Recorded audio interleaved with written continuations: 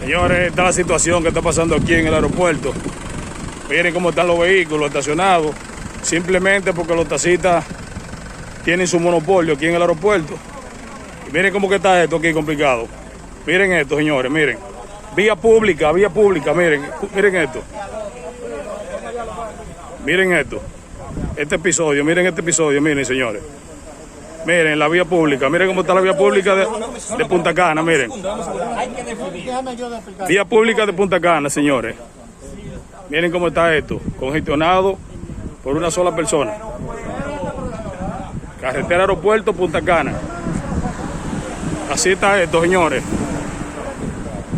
Así está esto. ¿Por qué está así?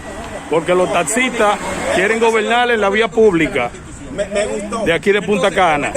No quieren que los Uber recojan en la calle, donde hay una licencia que autoriza para usted trabajar en la calle, conducir. Eso se llama robar. Eso es lo que está pasando. ¿Qué pasa por aquí, hermano? ¿Qué sucede aquí? Hermano mío, estamos aquí en la vía pública. ¿Qué es lo que sucede? Estamos en la vía pública. Unos clientes que llegaron al aeropuerto, están en la parada, solicitaron Uber en la parada y los taxistas vinieron y lo bloquearon. Entonces ahora viene la gente del Intran, la DGC.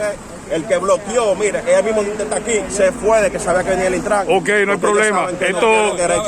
Esto lo vamos a saber ahora mismo. Ahí están los clientes que están nerviosos y todo eso. Ok, vamos a probar los clientes también.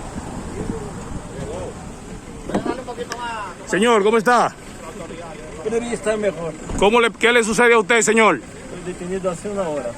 Ok, no se desmonte de su auto, quédese ahí y esté activo, que esto lo vamos a resolver. Sí. Aquí estamos, señores. Aquí llegó el Intran ahora.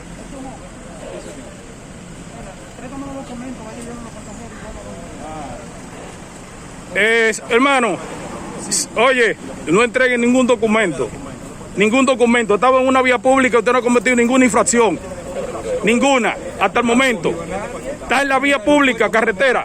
Ninguna entregue. Usted está agitando. Ninguna. Usted está agitando.